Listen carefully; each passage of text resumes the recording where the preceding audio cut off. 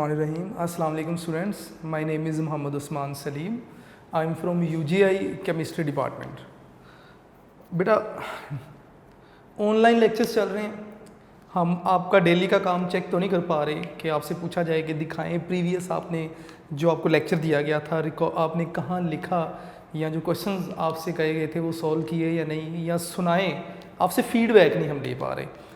तो आप अपना डेली का काम बेटे डेली कीजिए और अपने आप को अपना आईना आप खुद दें कि आप किस तरह चल रहे हैं, आप स्टडीज़ को कितना सीरियस ले रहे हैं।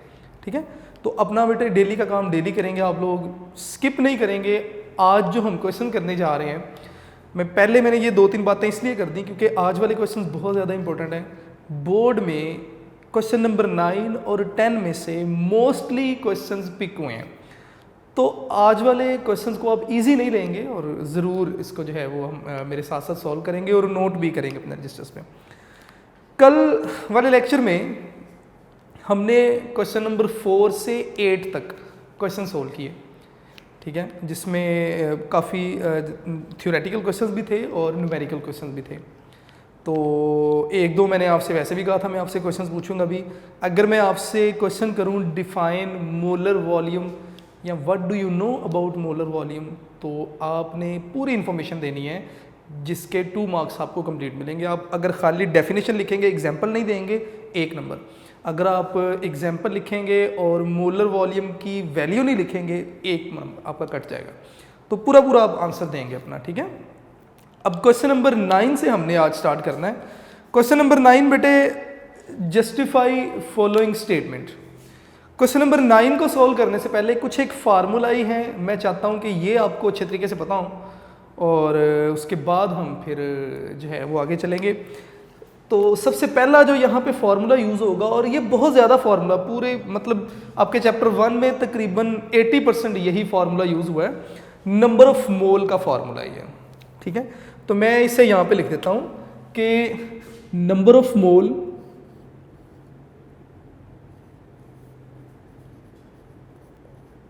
ये बेटा हमें पता है इक्वल होगा गिवन मैस, यानी कि जो आपको मैस बता दिया गया ग्राम्स में। जैसे आपसे कहता है जी कि 25 ग्राम कार्बन है या 100 ग्राम वाटर है, ये कुछ भी, तो गिवन मैस और आप डिवाइड इसे करेंगे by molar mass, given mass by molar mass. बहुत ही इंपॉर्टेंट ये फार्मूला है, जितना भी मैं इसके साथ वेरी लगाऊं कम है। ये फार्मूला आपको अच्छे तरीके से पता होना चाहिए पहले नंबर पे। तो दूसरा जो फार्मूला आपको अच्छे तरीके से याद होना चाहिए वो नंबर ऑफ पार्टिकल्स का है या नंबर ऑफ एटम्स का। तो मैं यहाँ पे लिख दूंगा कि नंबर ऑफ एटम्स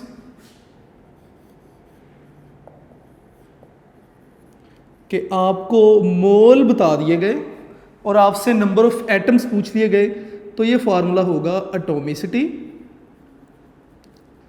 एटॉमिसिटी क्या है, मैंने आपको मॉलिक्यूल वाले टॉपिक में डिफाइन भी किया था। किसी भी मॉलिक्यूल में मौजूद एटम्स की तादाद को आप एटॉमिसिटी कहेंगे। इसका यूज़ जब आएगा मैं वहाँ पे इससे मज़ीद इसके ऊपर डिस्कशन भी करूँगा। Atomicity into number of mole into Avogadro's number, ये दूसरा फार्मूला है जो आपको पता होना चाहिए। और इन्हीं फार्मूलाई को यूज़ करते हुए अगर हमें कोई थर्ड फार्मूला चाहिए होगा तो उसे भी हम यहाँ से ही देखेंगे। फ़िलहाल ये आपके पास फार्मूला नंबर 1 है, ये आपको अच्छे तरीके से पता होना चाहिए, और ये फार्मूला नंबर 2 है, ये आपको अच्छे तरीके से पता होना चाहिए, ठीक है। तो अब हम अपना क्वेश्चन नंबर 9 स्टार्ट करते हैं जी। क्वेश्चन नंबर 9 एक्सरसाइज से। क्वेश्चन नंबर 9 में फर्स्ट क्वेश्चन में वो आपसे क्या पूछते हैं, वो कहते हैं जी कि 23 gram of sodium and 238 gram of uranium have equal number of atoms in them. कि अगर आपके पास 23 ग्राम सोडियम हो और 238 ग्राम यूरेनियम हो, तो इनमें सोडियम के 23 ग्राम में अगर आप एटम गिने और यूरेनियम के 238 ग्राम में अगर आप एटम्स गिने तो एटम्स की तादाद दोनों में बराबर होगी, हालांकि मैसेज दोनों के डिफरेंट हैं। तो आपने इसे प्रूव करना है, जस्टिफाई करना है कि ऐसा क्यों है। ठीक है, तो इसका बेटे ए पार्ट है, मैं सॉल्व कर रहा हूं। ए पार्ट आप देखते रहिएगा जरा साथ साथ। सबसे पहले आप कहेंगे कि एटॉमिक मैस ऑफ सोडियम, ये बेटे होता है 23 AMU। अगर आपको ये इंफॉर्मेशन पता है तो इसका मतलब क्वेश्चन आपने सॉल्व कर दिया। तो अगर सोडियम के मैस को ग्राम्स में लिख देंगे तो मैं लिख दूं कि 23 ग्राम ऑफ सोडियम। इसका क्या मतलब है? इसका मतलब है 1 मोल सोडियम। और इसका क्या मतलब है? इसका मतलब है 6.02 इंटू 10⁻23 सोडियम एटम्स। तो इसका मतलब कि 23 ग्राम सोडियम में कितने एटम्स आ रहे हैं? 6.02 इंटू 10⁻23 सोडियम एटम। अब दूसरी इंफॉर्मेशन क्या थी? उसने कहा जी कि 238 ग्राम यूरेनियम। अब आप सबसे पहले यूरेनियम का भी मैस देख लें। मैं लिखूंगा जी कि atomic mass of uranium that is 238 AMU।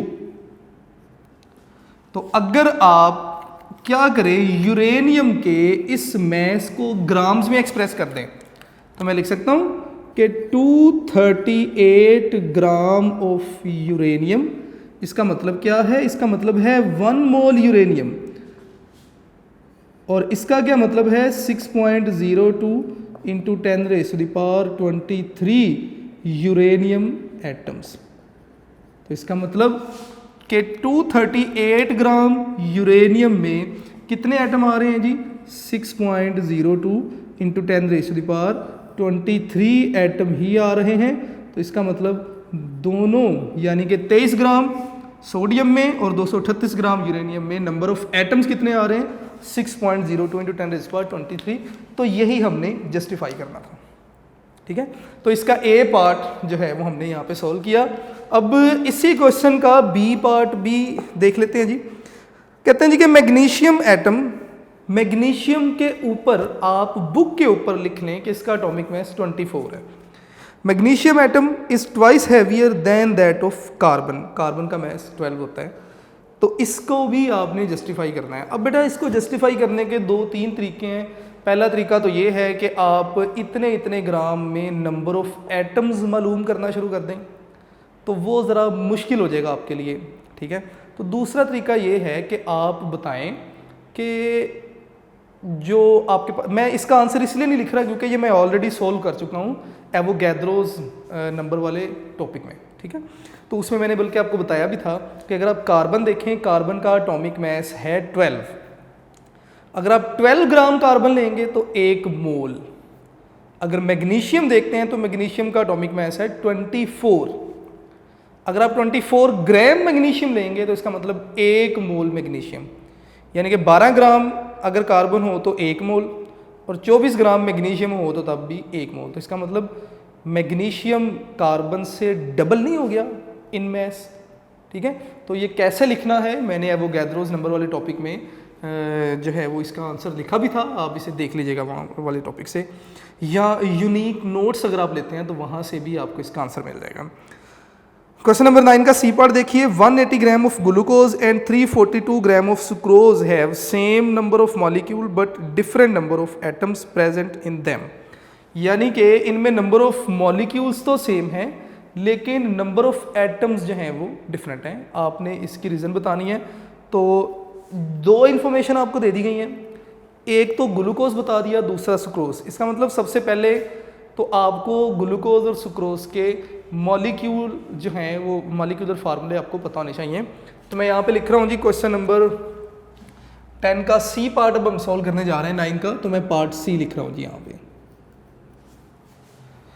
ये क्वेश्चन से हट के आपकी आसानी के लिए लिख रहा हूँ, जरा ध्यान में रखिएगा कि ग्लूकोज क्या होता है। इसका फॉर्मूला है जी C6H12O6 और इसका मैस आपके पास होता है 180 AMU। ये ग्लूकोज का मैस है बेटे आपके पास। पहली इंफॉर्मेशन तो मैंने ये बताई आपको, ये क्वेश्चन से हटके है, आपकी आसानी के लिए लिख रहा हूँ। नेक्स्ट है जी सुक्रोज, मैं यहाँ पे लिख रहा हूँ। सुक्रोज का जो फॉर्मूला है C12H22O11। पहली इंफॉर्मेशन तो सुक्रोज के बारे में ये बतानी चाहिए। दूसरा ये कि इसका जो मॉलिक्यूलर मैस है दैट इज 342 AMU। ये दो इंफॉर्मेशन अगर आपको पता है तो तकरीबन आपने क्वेश्चन सॉल्व कर लिया। अब मैं इस क्वेश्चन का सलूशन यहाँ से लिख रहा हूँ। मैं दोबारा बता देता हूँ कि ये जो मैंने ऊपर दो लाइनें लिखी ये आप नहीं लिखेंगे, ये आपकी आसानी के लिए लिखी गई हैं।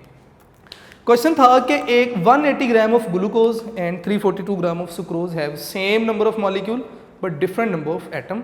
तो ये दोनों आपके पास फार्मूले इसमें यूज हो सकते हैं। तो सबसे पहले तो आप देखेंगे कि मैस ऑफ या मॉलिक्यूलर मैस ऑफ ग्लूकोज, ये बेटे आपके पास कितना है 180 AMU।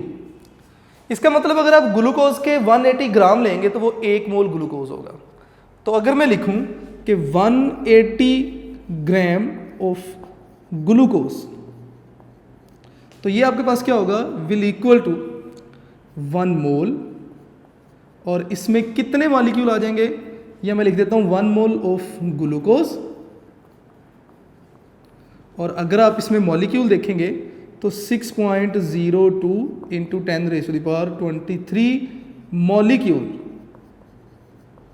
ऑफ ग्लूकोज के ग्लूकोज के इतने उसमें मॉलिक्यूल होंगे। अब दूसरा उसने ये भी कहा था कि नंबर ऑफ एटम भी आपने देखने हैं।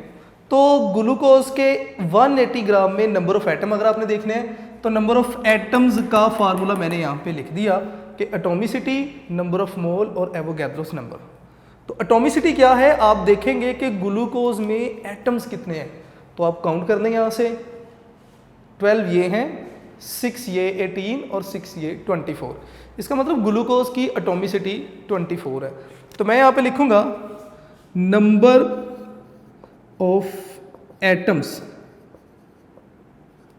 इन ग्लूकोज, मैं यहाँ पे आसानी के लिए फार्मूला लिख दूंगा C6H12O6। ये मैंने ग्लूकोज लिखा है कि ग्लूकोज में नंबर ऑफ एटम्स कितने हैं। आप ये वाला फार्मूला अप्लाई करेंगे, एटॉमिसिटी बताएंगे सबसे पहले 24, कितने मोल के लिए पूछा गया क्वेश्चन में 180 ग्राम कहा था और 180 ग्राम 1 मोल है, तो नंबर ऑफ मोल की जगह 1 लिखूंगा, multiply by Avogadro's number 6.02 into 10⁻23 atoms.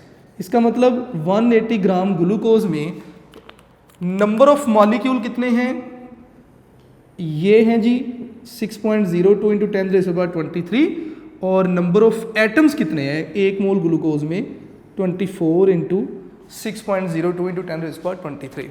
अब दूसरा उन्होंने सुक्रोज के लिए भी बात की है। बेटा मैं बड़ा स्लो और स्टीडी लेके चल रहा हूँ आपको ताकि आप सीख के चलें, ना कि मैं बस सॉल्व करता जा रहा हूँ। तो आपने इस स्लो स्टीडी स्पीड का फ़ायदा भी लेना है। खैर, दूसरी उन्होंने बात की है सुक्रोज के लिए। उन्होंने कहा जी 342 ग्राम सुक्रोज। तो सबसे पहले तो मैं यहाँ पे लिखूंगा molecular mass of sucrose that is, यहाँ पे लिख देते हैं 342 AMU। अगर मैं 342 ग्राम सुक्रोज लिख देता हूं तो इसका मतलब 1 मोल सुक्रोज, जिसका मतलब 6.02 इंटू 10⁻23 मॉलिक्यूल ऑफ सुक्रोज के सुक्रोज के इतने मॉलिक्यूल हैं। तो मैं इस इंफॉर्मेशन को पहले हाईलाइट कर दूं कि इतने यानी कि 342 ग्राम में सुक्रोज के इतने मॉलिक्यूल मौजूद हैं। अब आपने नंबर ऑफ एटम बताने हैं, तो यही फार्मूला नंबर ऑफ एटम के लिए कि number of atoms of sucrose, तो सुक्रोज का फार्मूला क्या है C6H12O6, तो मैं लिख देता हूँ जी C6C12H22O11। अगर आप इसे सॉल्व करेंगे तो फार्मूला आप यहाँ से वैल्यूज पुट करें, एटॉमिसिटी आप देखें सबसे पहले, तो आप गिने कि इसमें कितने एटम्स आ रहे हैं, ये मेरा ख्याल 45 हो जाएंगे, तो मैं लिखूंगा जी 45। नंबर ऑफ मोल कितने थे सुक्रोज के, 1 मोल, और एवोगैड्रोस नंबर यानी कि 6.02 इंटू 10⁻23। सेकेंड आंसर मेरे पास ये आ रहा है। तो अगर आप देखें नंबर ऑफ मॉलिक्यूल तो दोनों के सेम है, लेकिन नंबर ऑफ एटम्स अगर आप देखें तो ग्लूकोज के इतने आ रहे हैं और सुक्रोज के इतने आ रहे हैं, तो लिहाजा आपने जस्टिफाई कर दिया कि नंबर ऑफ एटम्स डिफरेंट क्यों हैं। नेक्स्ट क्वेश्चन इसका बेटा डी पार्ट है, वो कहते हैं जी कि 4.9 gram of H2SO4 when completely ionize in water have equal number of positive and negative charges, but the number of positively charge ions are twice the number of negatively charge ions. तो ये question मैं already solve कर चुका हूँ। हम जब Avogadro's number solve कर रहे थे तो नंबर ऑफ पार्टिकल्स वाले फार्मूले के बाद मैंने एक पैराग्राफ को एग्जाम्पल्स की फॉर्म में लिखा था, 2 एग्जाम्पल्स की फॉर्म में, तो वहाँ पे एग्जैक्ट इसी वैल्यू के साथ हमने यही क्वेश्चन सॉल्व किया था। उसके बाद अगर नेक्स्ट आप देखें तो 1 milligram of K2CrO4 has thrice the number of ions then the number of formula units when ionized in water. अब ये क्वेश्चन मैं आपके लिए छोड़ रहा हूँ। सबसे पहले तो आपको K2CrO4 यानी कि पोटाशियम क्रोमेट का आपको मॉलिक्यूलर मैस पता होना चाहिए। तो 194 इसका मैस है बेटे, 194 मैस है। आप इसकी इक्वेशन लिखें, इसे डीकम्पोज करेंगे, आप देखेंगे कि एक आयन से जब डीकम्पोज होगा, K2CrO4 डीकम्पोज होगा तो 2 पॉजिटिव आयन मिलेंगे और 1 नेगेटिव, तो total number of charge particle कितने मिल रहे हैं, 3। ठीक है, तो यही उन्होंने आपसे क्वेश्चन में पूछा भी था। क्वेश्चन F अगर आप देखें, 2 gram of hydrogen, 16 gram of methane and 44 gram of carbon dioxide occupy separately the volume of 22.414, although the sizes and masses of molecules of 3 gases are very different from each other। Molar volume में topic की last 3 लाइनों में इसका answer लिखा हुआ था। वो कहते हैं जी कि गैसेस के मैसेज साइज डिफरेंट हो सकते हैं, लेकिन इनके 1 मोल का वॉल्यूम सेम होगा, क्योंकि 1 मोल या मैसेज या साइज़ वॉल्यूम को अफेक्ट इसलिए नहीं करते क्योंकि गैस का 1 मॉलिक्यूल अपने जैसे दूसरे मॉलिक्यूल से तकरीबन 300 गुना के फासले पर होता है। तो लेकिन फिर भी इसको हम सॉल्व करते हैं। उसने कहा जी 2 gram hydrogen, 16 gram methane and 44 gram carbon dioxide, 3 gases की बात हुई है। तो चले मैं यहाँ पे इसको सॉल्व कर रहा हूँ जी, ज़रा साथ साथ रहिएगा। क्वेश्चन नंबर 9 का F पार्ट है ये।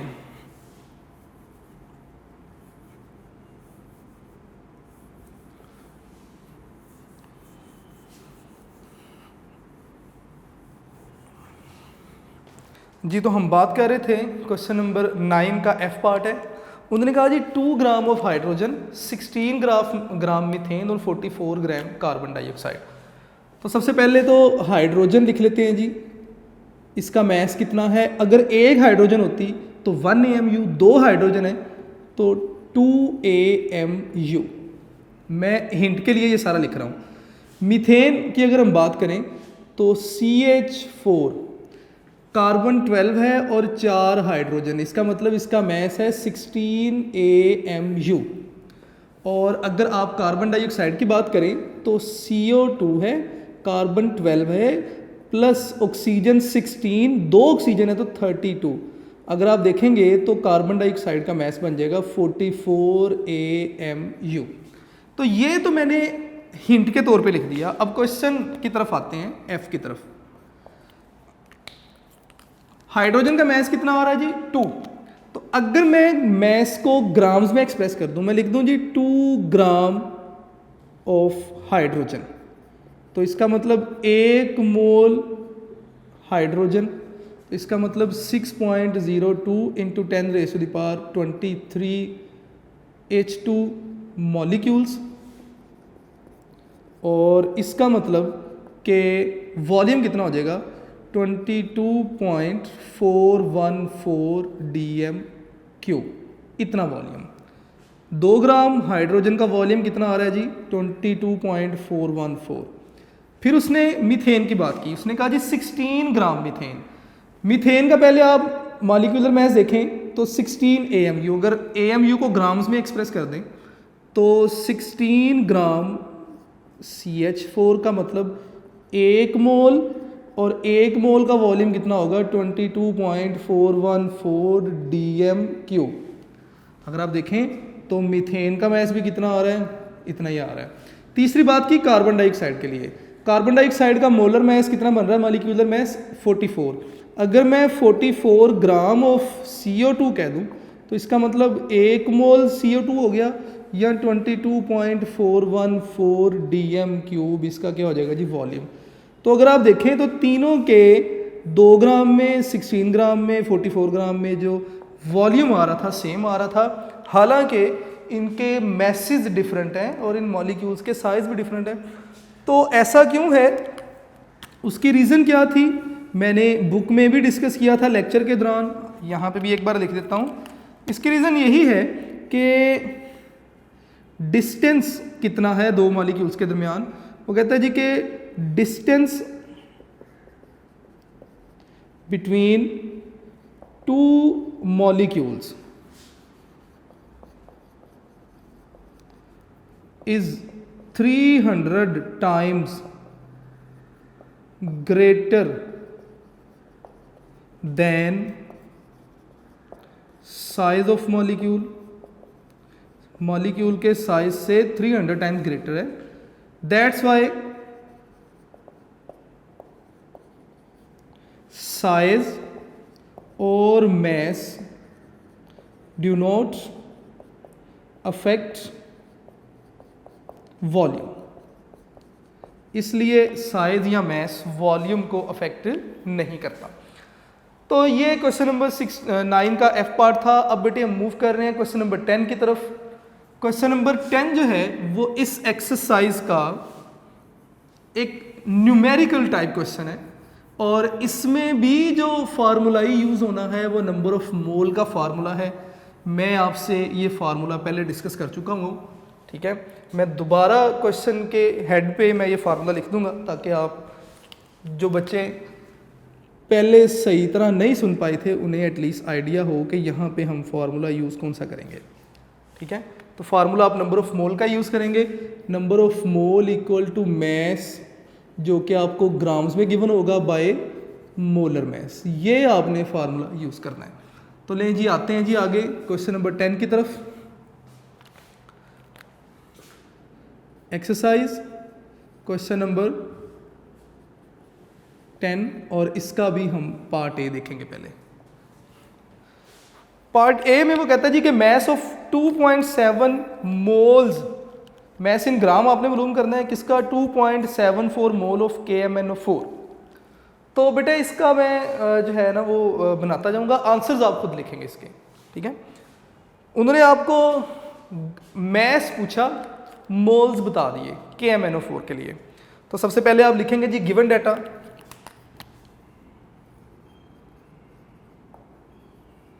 गिवन डाटा में आप क्या लिखेंगे जी कि मोल आपको बता दिए, ब्लैक से ही लिख देते हैं ताकि ज़रा क्लियर रही चीज़ें। गिवन डाटा में वो कहता है जी कि mole of KMnO4 equal to 2.74, इतने मोल हैं जी KMnO4 के, ठीक है। दूसरे नंबर पे आपको खुद से बताना है कि चले मैं बल्कि बाद में इसको कर दूंगा। नेक्स्ट देखें ज़रा, नेक्स्ट आप बताएं टू कैलकुलेट या टू फाइंड, जो आपने मालूम करना है, that is mass in grams. KMnO4 की बात हो रही है तो ऑब्वियसली KMnO4 का मैथ ही मालूम करना है आपने। उसके बाद आप इसका सॉल्यूशन लिखेंगे। फार्मूला यही यूज होना है, number of mole equal to mass by molar mass. 3 values हैं, 3 में से 2 आपको पता होंगी, एक आपने मालूम करनी है। यहाँ पे नंबर ऑफ मोल बता दिए, मास पूछा गया, तीसरी वैल्यू है मोलर मास। ये बेटे आपको खुद से पता होना चाहिए। तो पहले आप KMnO4 का मोलर मास मालूम करें। मोलर मास ऑफ KMnO4, ठीक है।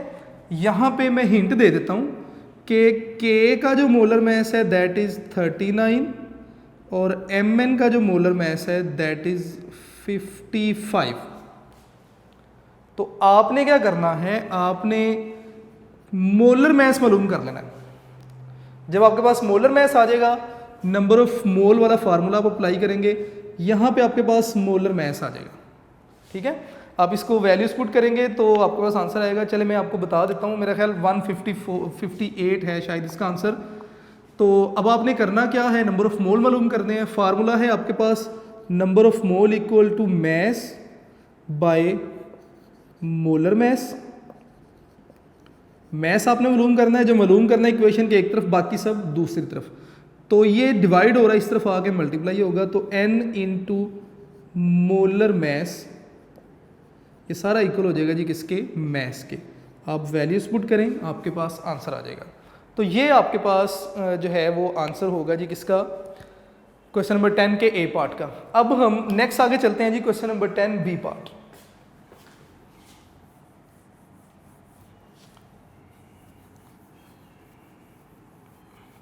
फार्मूला यही यूज होगा, सिर्फ आपने आंसर सोच के देखना है। तो कहता है जी कि moles of O atom in 9 gram of MgNO3। आपने MgNO3 के 9 ग्राम में ऑक्सीजन के मोल्स बताने हैं, ठीक है। तो ऑक्सीजन के मोल हम कैसे मालूम करेंगे, अगर हम MgNO3 के नंबर ऑफ मोल मालूम कर लें तो हमें ऑक्सीजन के मोल भी मिल जाएंगे। तो मैं यहाँ से बेटे स्टार्ट कर रहा हूँ। क्वेश्चन नंबर 10 हम कर रहे थे और 10 का बी पार्ट मैं सॉल्व करने जा रहा हूँ। मैं ये रिमूव कर रहा हूँ क्योंकि ये ऑलरेडी नोटेड है। तो क्वेश्चन नंबर 10 बी पार्ट है जी।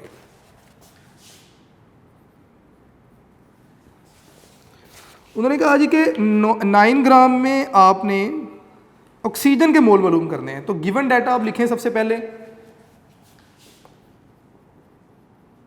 गिवन डाटा बेटे कि मैग्नीशियम नाइट्रेट है MgNO3 होल ट्वाइस और इसके 9 ग्राम है। तो मैं लिखूंगा जी mass of MgNO3 whole twice that is 9 gram. 9.00 लिखा है, 9 ग्राम हो जाएगा। आपने क्या करना है, टू कैलकुलेट आपने ऑक्सीजन के मोल मालूम करने हैं। तो मैं यहाँ पे लिखूंगा टू फाइंड या टू कैलकुलेट, तो आप यहाँ पे बताएंगे moles of oxygen atom. Oxygen atom के जो मोल है वो आपने मालूम करने हैं। तो यहाँ से हम सॉल्यूशन इसका स्टार्ट कर देते हैं। फार्मूला इसमें नंबर ऑफ मोल वाला ही इस्तेमाल होगा, लेकिन यहाँ से आपने खुद से मोलर मास मालूम कर लेना है। मैग्नीशियम 24 होता है जी, नाइट्रोजन 14 होता है, ऑक्सीजन आपको पता है 16 है। तो इसका अगर आप मोलर मास देखेंगे मैग्नीशियम नाइट्रेट का तो 148 बनेगा। तो मैं यहाँ पे लिख दूंगा molar mass of MgNO3 whole twice that is 148 gram per mole. आपने अब क्या करना है, आपने इसके नंबर ऑफ मोल मालूम कर लेने हैं। तो number of mole of MgNO3 whole twice, इसका फार्मूला होगा मास जो कि ग्राम्स में गिवन है बाय मॉलिक्यूलर मास या मोलर मास। आप वैल्यूज पुट करेंगे, आपके पास आंसर आएगा, मैं उसे आंसर 1 कह देता हूँ।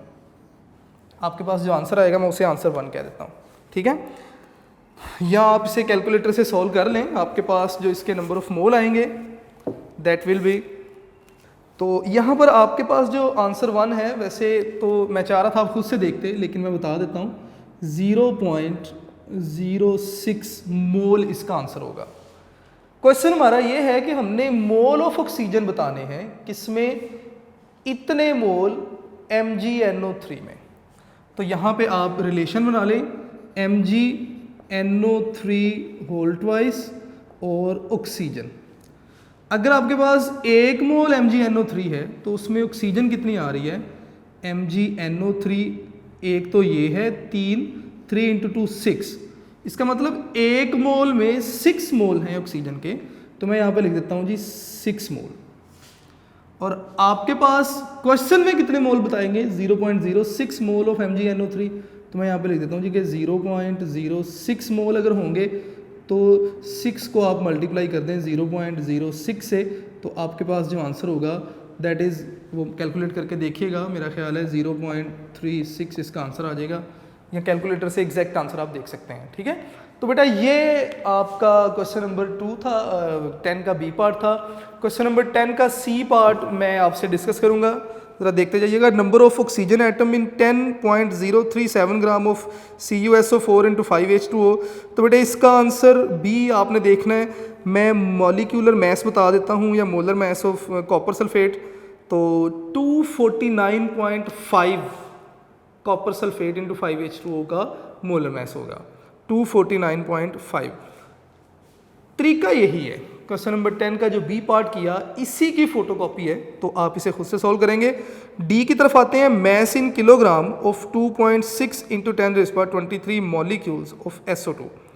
आपने इतने मॉलिक्यूल्स का किलोग्राम में मैस बताना है।